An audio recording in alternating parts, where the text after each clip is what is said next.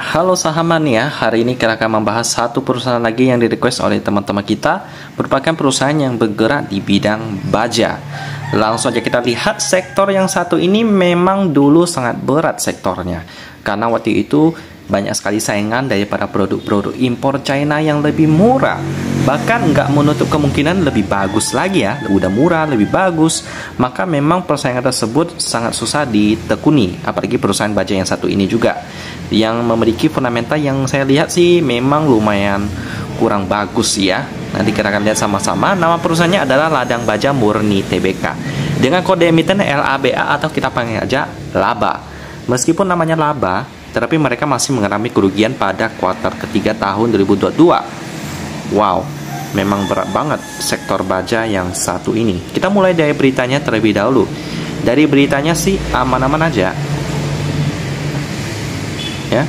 Lalu selanjutnya kita akan lihat sejarah tentang Laba ini. Mereka didirikan pada tahun 90, jadi udah lama banget, udah sekitar 33 tahun, dengan tujuan untuk memenuhi kebutuhan berbagai industri sebagai distributor produk baja dan turunan baja dengan peruntukan mold atau cetakan, teman-teman. Jadi bergerak di bidang besi sektornya.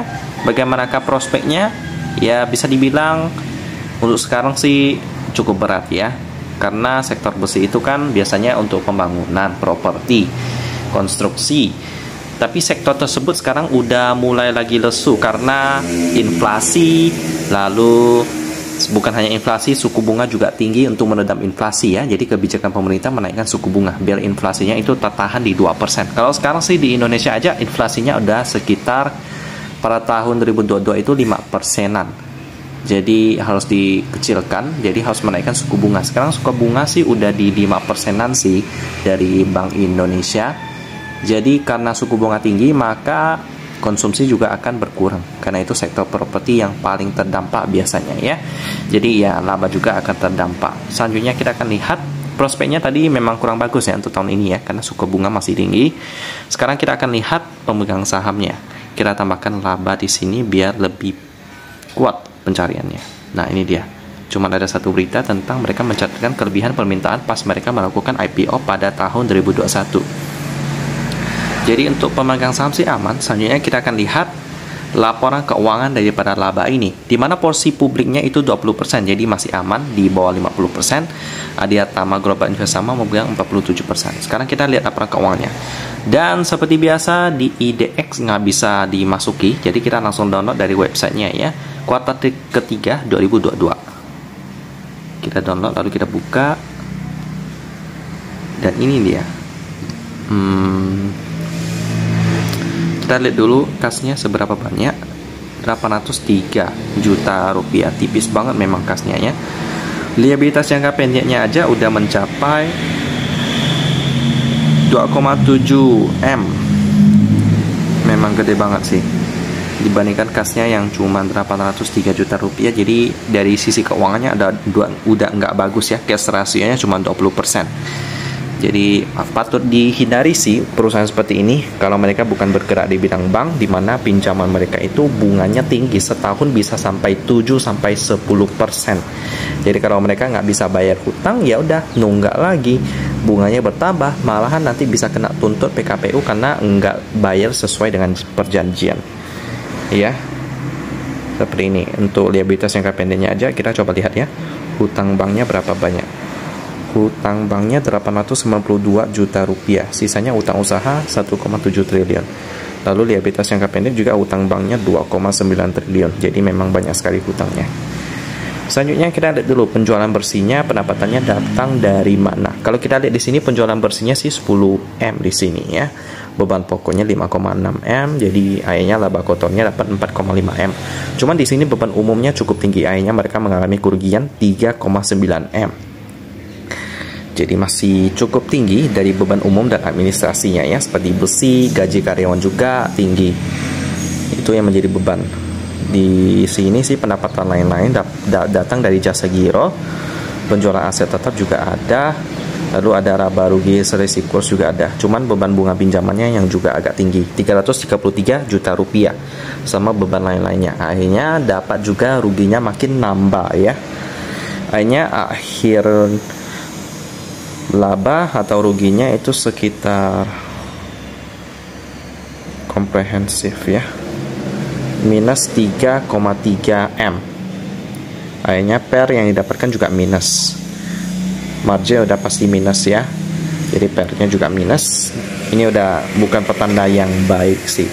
Kita coba lihat dari laporan pendapatannya ini, apa yang menarik ya, ini kita bisa lihat penjualan bersihnya ya, apa yang mereka jalankan, lalu kenapa beban umum administrasinya juga gede banget. Nah ini yang perlu kita lihat. Kita cari dulu penjualan bersih, penjualan bersih. Oke, coba lihat ya, penjualan merupakan penjualan lokal atas barang dagangan berupa baja dan barang sejenis lainnya. Jadi memang usaha mereka bergerak di bidang baja ya, di mana mereka menjualnya kepada pihak ketiga seperti PT Eko Indonesia dan lain-lain. Oke, tidak ada penjualan dari pihak belelasi yang melebihi 10%. Oke, nice. Penjualan dari pihak ketiga yang melebihi 10% dari jumlah penjualan bersih itu sebagai berikutnya. Ada Eko Indonesia seperti tadi yang kita bilang. Lalu beban pokok penjualan. Ini beban pokoknya nggak terlalu tinggi. Yang tinggi itu di beban penjualannya, gaji, tunjangan, dan komisi. Lalu ada administrasi. Ini dia. Gaji dan tunjangannya sampai 3M. Jadi memang ini yang menjadi bebannya ya. Gaji dan tunjangan. Coba kita lihat. Kok bisa sih gajinya gede banget? Mungkin karena pekerjanya yang high class banget. Nggak bisa di search ya. Jadi memang setinggi itu sih teman-teman gajinya.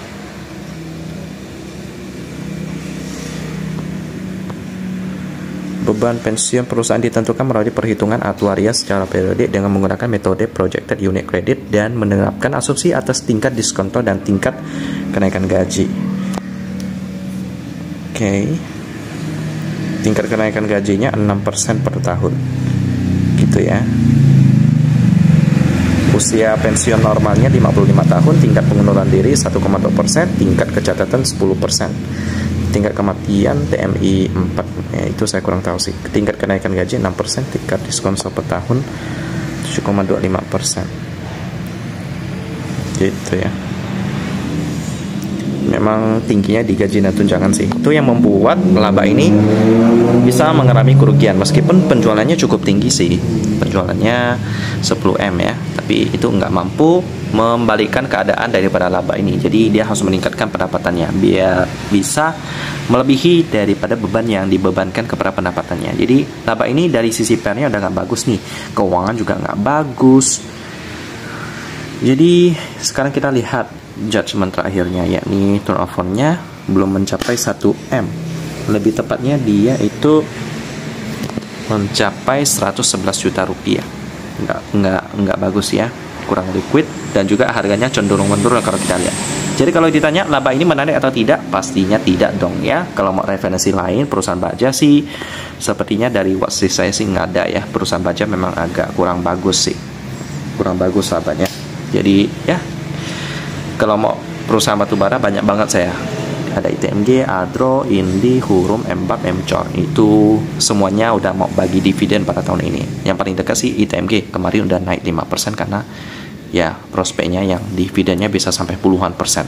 Jadi silakan dipilih teman-teman. Gitu aja pembahasan tentang laba perusahaan baja yang lagi krisis kas dan juga krisis laba. Saya tutup dan kita ketemu lagi di video selanjutnya.